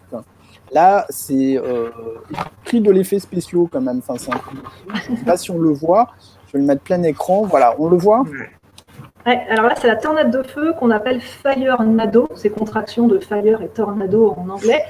Les tornades de feu, c'est un peu comme les Dust Devils, c'est la même chose. Ça se produit avec une source de chaleur intense. Là, l'air chaud s'élève, attrape la fumée, le feu et tout ça monte. Ça peut faire 100 mètres de hauteur. À l'intérieur... Il y a un incendie au sol, on est bien d'accord. Hein, c'est ça, il faut qu'il y ait un incendie. Voilà. Il faut qu'il y ait un incendie, c'est la base. Hein. Il faut qu'il y ait un incendie. Ça peut faire 100 mètres de hauteur. À l'intérieur, ça peut quand même, ça peut monter jusqu'à 2000 degrés à l'intérieur. C'est assez éphémère aussi hein, comme phénomène. Hein. Ça craint, mais c'est magnifique. Il faut dire les choses. Magnifique. On en a eu beaucoup, malheureusement, ces derniers temps en Californie avec tous les feux de forêt. On en a eu en Australie aussi. J'en ai vu récemment sur une vidéo, c'était cet été, dans un champ de broussailles de l'Oise. C'est-à-dire qu'on a un feu qui s'est déclenché à cause d'un quad qui a pris feu dans un champ. Et en fait, ça a fait des petites tornades, pas aussi grandes que celle-là, mais des petites tornades de feu dans le champ de l'Oise. Oui, parce que là, on a l'impression que c'est dû à... Enfin, comme s'il y avait du gasoil au sol, en fait. Alors, ça peut être le cas aussi. Hein. Parfois, si une station-service se met à prendre feu, on peut avoir des tornades de feu aussi. Dans le cas des feux de forêt. Ce genre de tornade, moi je dis c'est comme les piscines, c'est bien chez les autres, hein, parce que c'est beau, mais c'est quand même de. Et ça se déplace, c'est ça le problème, c'est que ça se déplace en plus. Ouais, puis de façon aléatoire, j'imagine quoi. Donc. Oui, donc en plus quand c'est des feux de forêt où déjà c'est parfois difficile de les éteindre, si en plus il y a ce phénomène-là, ça doit aller très vite. En général, ça dure quelques secondes, pas plus. Ah oui, quand même. La tornade, oui. Par contre, on peut en avoir d'autres qui se créent successivement, hein, mais ça ne dure pas très longtemps, cette tornade de feu. Alors, le suivant, ça, je l'ai vu dans le film La Momie. C'est un aboub, c'est ça ? C'est comme ça. Aboub, une tempête de sable. Globalement, aboub, c'est le terme du Sahara qui est communément utilisé. On en voit souvent en Arizona, à Phoenix, qui est connu pour de très gros aboubs. On en voit dans le Sahara aussi, au Maghreb. C'est une tempête de sable et souvent, c'est très impressionnant, on a l'impression que c'est l'apocalypse là qui arrive. Ça plonge la ville dans le noir totalement. Ça avance aussi environ à 70 km/h parce qu'en fait, c'est un orage souvent qui crée ça. On a l'orage qui donne des courants descendants, ce vent qui descend, qui soulève la poussière, et comme il y a beaucoup de poussière en Arizona et de sable, eh bien ça crée ce mur de sable qui avance à 70 km/h, qui plonge la ville dans le noir. Et le problème, c'est très dangereux comme phénomène, parce qu'en fait, ça arrive de manière difficilement prévisible. On prévoit les orages, mais pas forcément la tempête de sable. Et le problème, c'est que ça plonge tout dans le noir en pleine journée, et on a énormément de carambolages, du coup, sur les routes. Alors, je plaisantais avec le film La Momie, mais... de mémoire, je crois que dans un Mission Impossible, à un moment, Tom Cruise est à Dubaï ou quelque chose comme ça, et il y a une tempête de ce style qui arrive, je crois. Enfin, il y a un phénomène comme ça. Comme quoi, c'est pas du cinéma. Mais là, en plus, c'est super haut. Ça a des centaines de mètres de hauteur, là, quand même, non ? Ah, ça peut faire même plusieurs kilomètres de hauteur. Ah oui, c'est énorme. C'est un vrai mur. Et celui-là, alors je ne sais plus si c'est celui-là, mais je sais que le plus incroyable des dernières années que c'était produit à Phoenix, l'envergure, donc la longueur, c'était 80 km. Donc ça plonge plusieurs villes dans le noir totalement. Il vaut mieux pas être sur la route là quand même, effectivement quoi. Ah là, il faut tout de suite se garer, là c'est vraiment hyper. Puis en plus c'est catastrophique parce que vous dites ok je vais m'arrêter pour éviter de faire un carambolage, mais enfin si le gars derrière vous s'arrête pas, il vous rentre dedans quand même quoi. Donc il n'y a pas de bonne solution là. Et c'est pour ça que malheureusement on a souvent des morts avec les tempêtes de sable, c'est vraiment des carambolages. Les avions sont plus au sol aussi évidemment. Ah bah là c'est clair. Ouais parce et que ça là dure vous longtemps. Ça dure longtemps, le problème c'est que ça dure le temps du passage de l'orage sur la zone, donc ça peut durer, je crois que celui de Phoenix qui était vraiment hyper remarquable avait duré plus d'une heure plongé dans le noir. Wow. Ah ouais quand même c'est long là. Et comme il y a du vent en plus qui est puissant, c'est un peu comme une tempête aussi, c'est-à-dire que le vent peut faire des dégâts aussi, en plus peut casser des arbres, etc. et faire voler des projectiles. Ouais, ça c'est phénomène pas très sympa quand même. C'est très courant en Arizona par exemple. On appelle ça manger du sable, là, je pense. Et en plus, alors, On est quand même plutôt tranquille en France, hein, quand même. Ah oui, on est très pas. Oui, par contre, une petite info intéressante, puisqu'on parlait de santé et de météo, c'est Oui. que ces tempêtes de sable, elles sont dangereuses pour la santé parce que dans le sable, on a des champignons. Le problème, c'est qu'on respire ces champignons. Et en Arizona, on a beaucoup de personnes qui sont atteintes d'une maladie chronique liée à ces champignons qui rentrent dans les poumons, ne partent plus. Et certains ont des problèmes pulmonaires chroniques à vie parce que ces champignons ne partent plus des poumons. Ah, super, quoi. Donc voilà, d'où l'intérêt de mettre un foulard et de surtout pas respirer le moins possible cette poussière. Mettez un C'est vrai masque. qu'on n'y pense pas, ça a des particules qui restent suspendues dans l'air, même plusieurs heures après le passage d'une tempête pareille, en fait. Donc effectivement, là, vous avez tout gagné. Vous avez mangé du sable, des champignons, vous respirez mal à vie, c'est super, quoi. Donc les haboubs à éviter, quoi. Hein. Je comprends mieux ta petite phrase sur les champignons tout à l'heure. C'était pas que pour les nuages, en fait. T'as anticipé. Ah, mais j'ai travaillé le sujet, c'est pour ça, tu vois. Voilà. Mais je prépare toujours, hein, t'es un vrai journaliste. Hein. Alors, sur les suivants, donc ce sera le dernier phénomène lié à la chaleur, donc c'est le pyrocumulus. Alors le pyrocumulus, en fait, c'est un nuage d'orage, mais qui se crée avec une source de chaleur intense. En général, la source de chaleur, c'est soit une éruption volcanique, soit un feu de forêt. On en voit souvent lors des feux de forêt. En ce moment, on en voit au Colorado, il y a des feux de forêt gigantesques. Et je ne sais plus si cette photo est tirée de là ou pas, mais on en a vu encore ce dernier jour au Colorado. Alors ça se crée comme un nuage d'orage, en fait, hein, sauf que là, la base, c'est la chaleur intense qui est en dessous, le feu de forêt. Et alors là, on a la lumière en plus du coucher de soleil qui tape dessus. On s'attend à voir un mec barbu sortir du nuage quand même. Hein. On les voit d'avion, on les voit très très bien d'avion aussi si on survole une zone avec des feux de forêt. Le problème de ces pyrocumulus, qui est vraiment intéressant et dangereux, c'est que c'est un nuage d'orage qui se crée sur un incendie. Et le problème, c'est que ces nuages d'orage, ils peuvent générer de la foudre. Et donc la foudre déclenche à nouveau d'autres incendies à côté de l'incendie principal. Donc c'est un cercle vicieux, on s'en sort plus. Ça a l'air dense comme de la fumée, ces nuages-là, quand même. Hein. Ça a l'air vraiment très dense.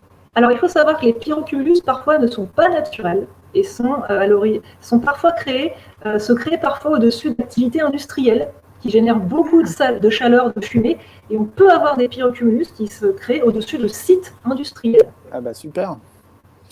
Ouais, donc là, donc chargé de substances pas spécialement sympa à respirer non plus, quoi. Ouais, donc comme ça au moins. Alors excusez-moi, je prépare la photo suivante parce que là on a vu le char de Dieu, mais sur la suivante, puisque là on passe au phénomène optique, là on voit Dieu, quoi, en gros, hein, sur la photo. Alors là, je pense que c'est le plus beau. On a plein de phénomènes optiques en météo. Je pense que c'est le plus beau. C'est ce qu'on appelle le spectre de Brocken, ou la gloire. Voilà.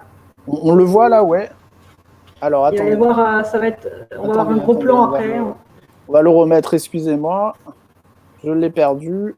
Hop, voilà, il est là. Bah, regardez, avec le petit rideau. Hop là, magnifique. Mais c'est Jésus. Alors là, c'est un phénomène qui est quand même assez compliqué à expliquer, mais c'est pas rare. On en voit régulièrement. Tout le monde peut en voir, soit à la montagne, soit en avion. Alors là, c'est à la montagne, et en fait, ce qu'il faut comme condition, c'est d'avoir le soleil dans le dos. Et face à soi, il faut avoir des nuages qui sont chargés de gouttelettes, des nuages épais, du brouillard, des nuages bas, chargés de gouttelettes. Et en fait, la lumière du soleil est diffractée, comme dans le cas de beaucoup de phénomènes optiques. Et en fait, on voit son ombre ou l'ombre de quelqu'un qui est à côté de nous, et c'est l'ombre donc d'une personne qu'on voit. Alors, ce qu'on voit autour, le halo, le petit cercle, ça s'appelle la gloire. C'est un petit peu comme un arc-en-ciel. Et au milieu, c'est son ombre que l'on voit. Ah, donc c'est l'ombre du photographe, donc. Du photographe ou de quelqu'un qui est à côté. Voilà, pas forcément un photographe, puisqu'il faut vraiment un angle parfait entre le soleil, les nuages, les gouttelettes, pour que ce phénomène optique se crée. C'est courant, on en voit très régulièrement. Alors moi, j'en vois tous les ans sur Internet des vidéos de personnes qui sont en station de montagne et qui filment ça. On en voit très fréquemment aussi en avion, et en fait, là, on voit l'ombre de l'avion. Moi, je l'ai vu moi-même en avion. Ça, on le voit Alors, celui-là est très beau. Ils ne sont pas tous aussi beaux que celui-là. Des fois, c'est un peu moins impressionnant. Il est parfait, celui-là est magnifique. Oui, en fait, là, on se croirait au Brésil avec le Christ Rédempteur, en fait. Carrément. Ça fait un peu religieux comme apparition, effectivement.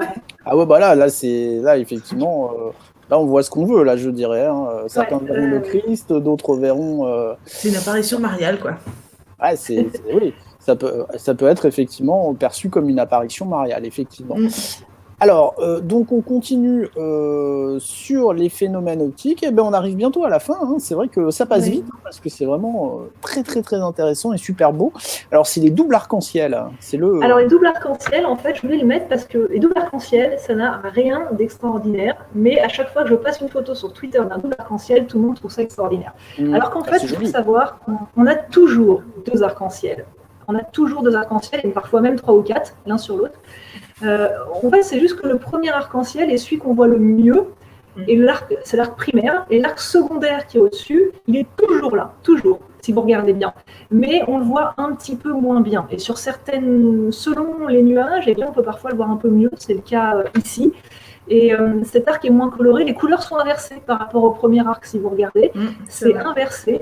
Mais en fait, ça n'a rien d'extraordinaire. Il faut savoir que tout le monde, à chaque fois que vous regardez un arc-en-ciel, regardez bien, vous verrez un deuxième arc un peu moins visible au-dessus, et parfois vous en verrez même 3 ou 4. Après, Karine, voir un arc-en-ciel, c'est déjà un événement quand même. Enfin, c'est vrai qu'on n'en voit pas tous les jours non plus. Enfin bon, peut-être qu'on vit dans une région aussi où. Oui, on en voit tous les étés, tous les printemps, quand même plusieurs. Ouais. C'est toujours magnifique, je trouve, moi. C'est toujours magnifique. Ouais. Mais alors, c'est un côté magique. Ouais, par contre, vous avez peut-être la réponse. Y a-t-il un chaudron de pièces d'or au pied des arcs-en-ciel? Alors non. Là, c'est vraiment une légende. Je me posais la même question. Je me suis dit, je vais pas dire ça quand même. C'est une question intéressante. C'est vraiment une légende. En fait, comme tous les phénomènes optiques, c'est vraiment en lien avec l'angle du soleil. Voilà. Ça dépend vraiment de l'angle du soleil par rapport à vous, où vous situez-vous, à l'angle du soleil. Et par rapport à ce qui compose l'atmosphère, donc des gouttelettes d'eau, l'arc-en-ciel se produit c'est une réfraction de la lumière sur des gouttelettes de pluie, tout simplement. Vous voulez pas dire qu'il y a des chaudrons parce que vous voulez pas qu'on vienne vous les piquer. J'aimerais bien, mais non. Ça entraîne une autre question. Est-ce que un arc-en-ciel a vraiment un point d'ancrage fixe? Parce que là, on se dit, on peut suivre, il suffit de le suivre et on va arriver à un endroit très précis. Alors qu'en fait, non. Alors, j'aurais du mal à vous répondre là-dessus, parce que les phénomènes optiques, c'est toujours très difficile à expliquer.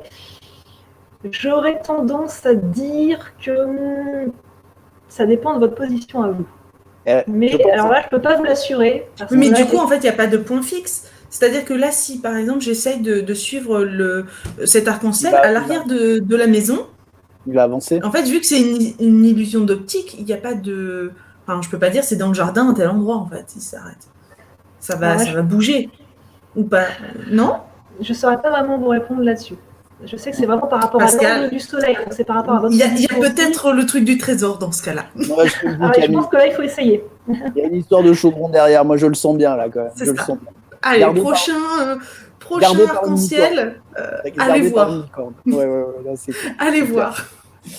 Alors, le prochain, alors moi, j'en ai jamais vu. Le prochain, c'est l'arc-en-ciel blanc. Ça, j'ai jamais vu, par contre. On voit l'arc-en-ciel blanc. Dans les régions glacées, peut-être, non? Ouais, c'est les régions froides. On l'appelle aussi arc de brouillard, parce qu'en fait, c'est la même chose qu'un arc-en-ciel, sauf qu'il ne se reflète pas sur des gouttelettes d'eau, mais sur des gouttelettes de brouillard. Et ces gouttes d'eau de brouillard sont extrêmement fines, plus fines que les gouttelettes d'eau d'averse. Ouais. Et donc, comme elles sont très très fines, les couleurs n'arrivent pas à se refléter dessus. Et c'est pour ça que ça apparaît blanc. Même si vous regardez bien, vous voyez un petit peu de couleur souvent. Oui, le haut de l'arc est un petit peu rouge, légèrement, et le bas est un petit peu bleu. Donc, il y a un petit peu de couleur. Et oui, on les voit très rarement. C'est très rare quand même de voir des photos d'arc blanc, mais on en voit, là, je crois que c'était en Écosse, il me semble. On en voit dans les zones froides, effectivement, en général. Je pense qu'il faut qu'il fasse froid, effectivement. Alors, par contre, on a partagé, je crois que c'est cette année, je crois que c'était au printemps, un arc-en-ciel rose. C'est-à-dire qu'il était tout rose. Ça faisait comme une grosse bulle de chewing-gum. J'ai plus les explications, mais c'était joli aussi. Ça faisait un joli arc-en-ciel rose, mais j'essaierai de le retrouver dans les photos qu'on avait partagées. Alors là, souvent, ça dépend effectivement de la taille des gouttelettes de pluie aussi. Ça va dépendre aussi sur la lumière du coucher de soleil qui tape à ce moment-là. Ouais. En général, c'est vraiment les couleurs qu'on voit de l'arc-en-ciel sont vraiment en lien avec la taille des gouttelettes d'eau.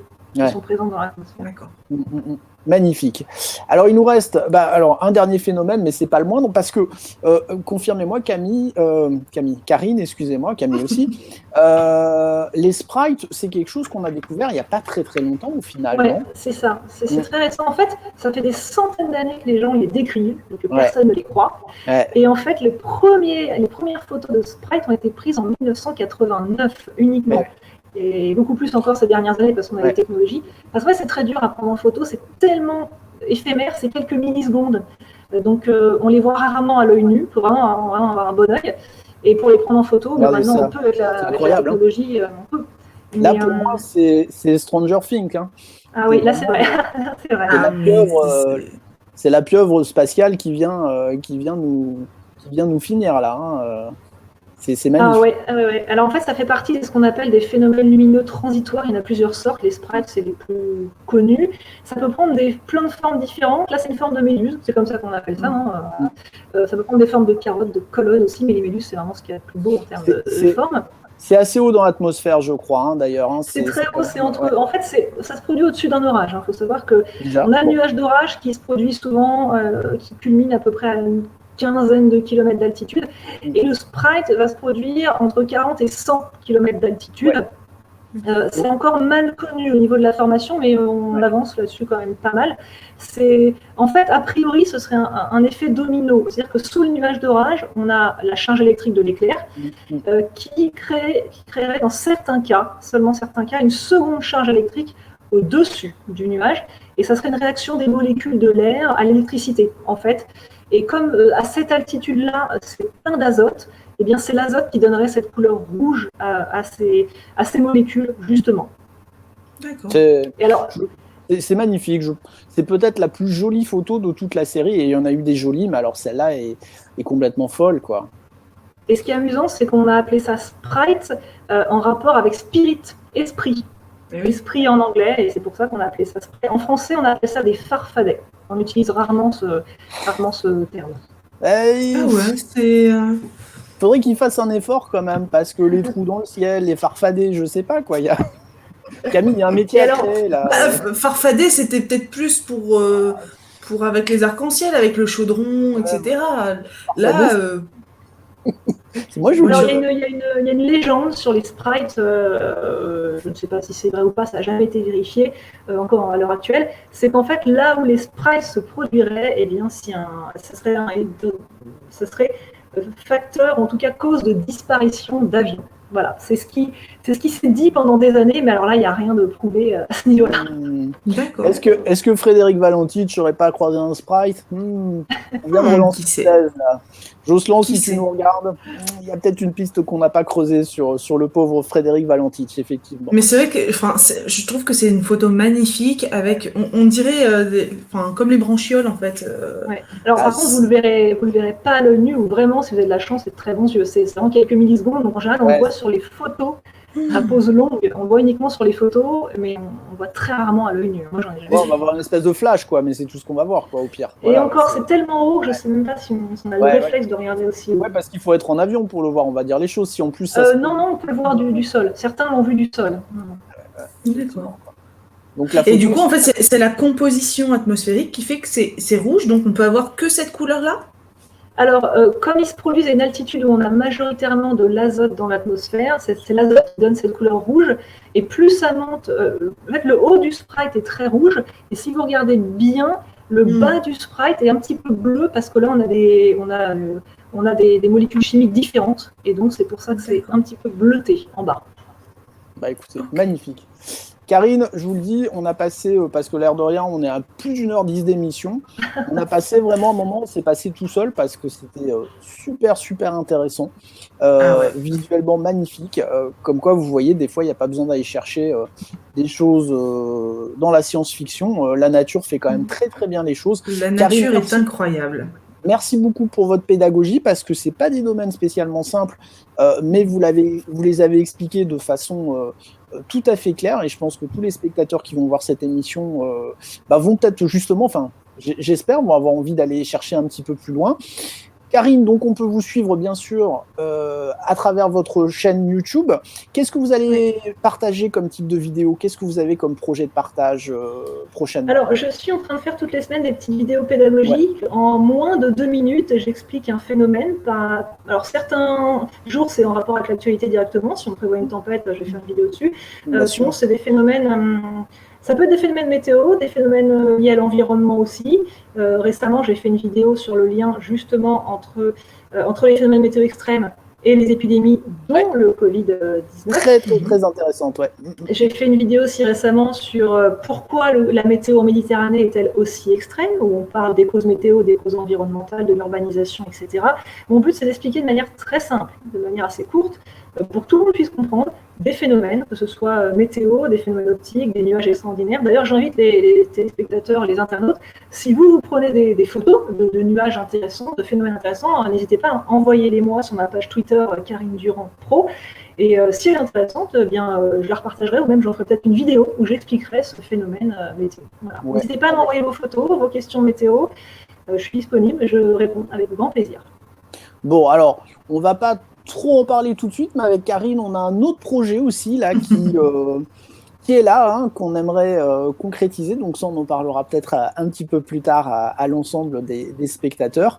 Mais c'est vrai que Karine, moi, c'est ça qui me plaît dans ces vidéos, c'est qu'on fait des belles rencontres et honnêtement, ça a vraiment été un plaisir de faire cette émission avec vous, de discuter avec vous et j'espère qu'on va pouvoir faire d'autres émissions parce que c'est vraiment... voilà, on a passé, je pense que je parle au nom de Camille, on a passé un très très bon moment avec vous. Avec grand plaisir.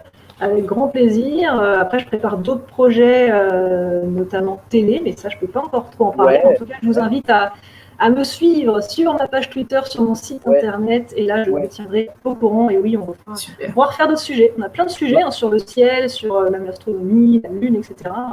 Je lance un défi technique à Camille. Regarde, là, on va mettre le petit logo de la chaîne de Karine pour que les gens puissent s'abonner.